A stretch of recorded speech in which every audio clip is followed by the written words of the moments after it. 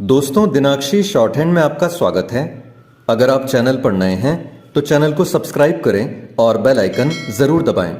इस डिक्टेशन की advance outlines और वाक्यांश आप हमारे पेड बैच से प्राप्त कर सकते हैं। हमारे पेड बैच में आपको प्रतिदिन सभी डिक्टेशंस की एडवांस आउटलाइंस और वाक्यांश दिए जाते हैं और कुछ ऐसी डिक्टेशंस जो केवल पेड मेंबर्स को ही प्राप्त होती हैं। हमारे पेड बैच को ज्वाइन करने के लिए और बैच के बारे में संपूर्ण जानकारी प्राप्त करने के लिए आप डिस्क्रिप्शन बॉक्स में दिए गए मोबाइल नंबर पर व्हाट्सएप कर सकते हैं। इस डिक्टेशन की डेमो आउटलाइंस आप हमारे टेलीग्राम ग्रुप से प्राप्त कर सकते हैं। तो चलिए डिक्टेशन को स्टार्ट करते हैं। डिक्टेशन 5 सेकंड बाद स्टार्ट होगी। Ready, start. रेडियो पर प्रसारित होने वाले प्रधानमंत्री के मासिक कार्यक्रम मन की बात ने 100 एपिसोड पूरे होने पर सारे देश का ध्यान अपनी ओर खींचा, तो इसीलिए कि उसने न केवल देश की जनता पर व्यापक असर डाला है बल्कि करोड़ों लोगों को प्रेरित भी किया है। इस कार्यक्रम के माध्यम से प्रधानमंत्री ने संवाद की एक नई शैली को समृद्ध करने के साथ स्वयं को देश की जनता से जोड़ने का भी काम किया है। हाल के इतिहास में ऐसा काम किसी राजनेता ने नहीं किया। प्रधानमंत्री के इस कार्यक्रम ने रेडियो की शक्ति और पहुंच को रेखांकित करने के साथ ही उसकी महत्ता को भी स्थापित किया है। ऐसा काम एक समय महात्मा गांधी और सुभाष चंद्र बोस ने भी किया था, लेकिन उस समय रेडियो की पहुंच बहुत सीमित थी। मन की बात कार्यक्रम अक्टूबर 2014 से जारी है। इतना लंबा समय बीत जाने के बाद भी वह प्रासंगिक और जनता के आकर्षण का केंद्र बना हुआ है। तो इसी कारण क्योंकि प्रधानमंत्री ने अपने इस कार्यक्रम को राजनीति से दूर रखा है। उन्होंने इस कार्यक्रम के जरिए न केवल अपने मन की बात की बल्कि देश की जनता के मन की भी थाह ली। इसके अतिरिक्त उन्होंने ऐसे अनगिनत लोगों से बात भी की जिन्होंने अपने कार्य और व्यवहार से कुछ कर दिखाया है और समाज को किसी न किसी रूप में प्रभावित किया है।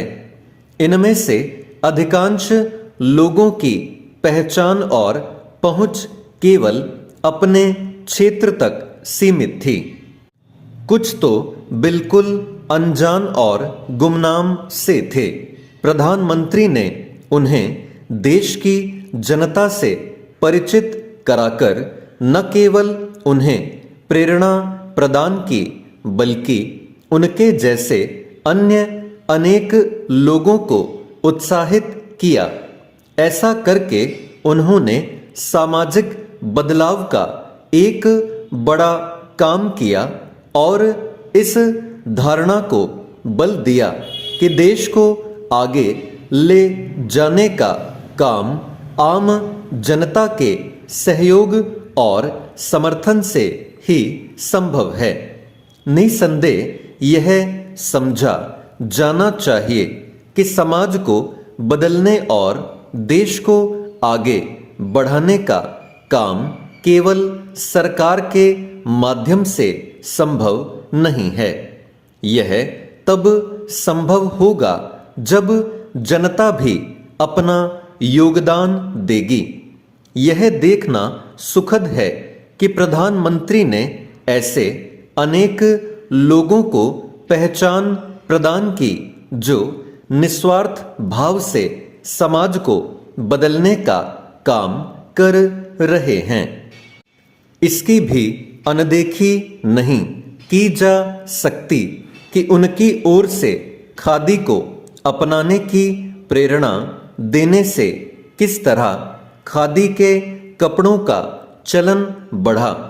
मन की बात कार्यक्रम जिस तरह मुख्यतः स्वच्छता, जल संरक्षण, योग एवं सेहत की महत्ता, महिला सशक्तिकरण आदि पर केंद्रित रहा है, उससे यह समझा जा सकता है कि प्रधानमंत्री ने किस तरह उन विषयों पर ध्यान दिया जो देश में बुनियादी बदलाव लाने में सहायक हैं।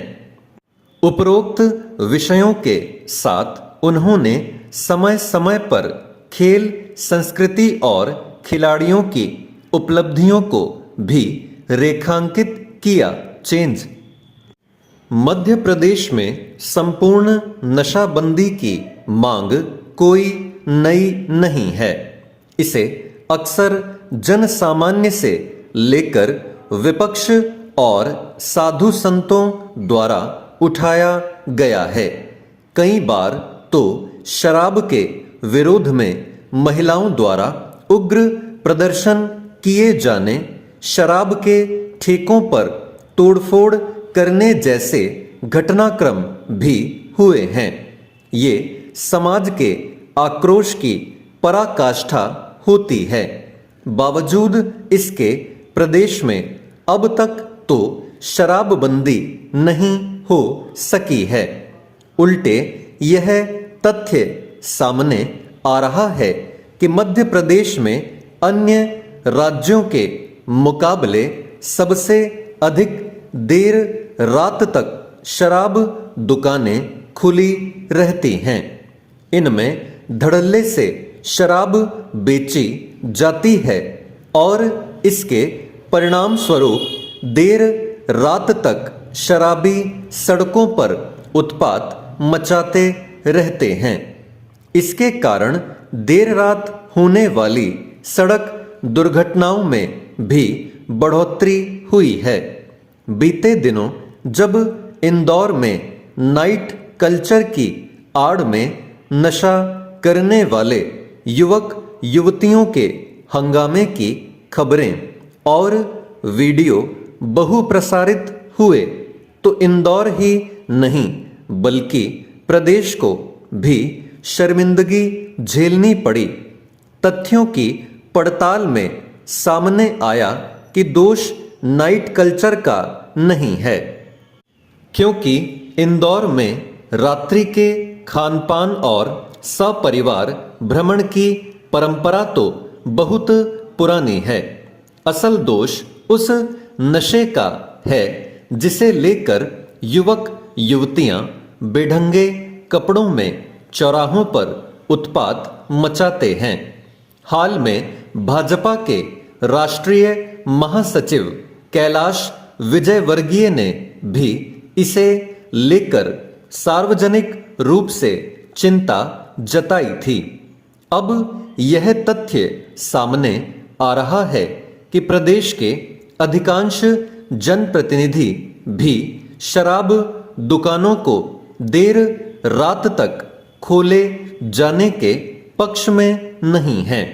जब कोई भी इस पक्ष में नहीं है कि शराब देर रात तक परोसी जाए, तो आखिर इसे लेकर स्पष्ट निर्णय क्यों नहीं लिया जा रहा? क्या शराब बिक्री से प्राप्त होने वाले राजस्व का मोह इतना अधिक है कि सुरक्षा और समाज में आ रही विकृति तक को नजरअंदाज किया जा रहा है? स्टॉप।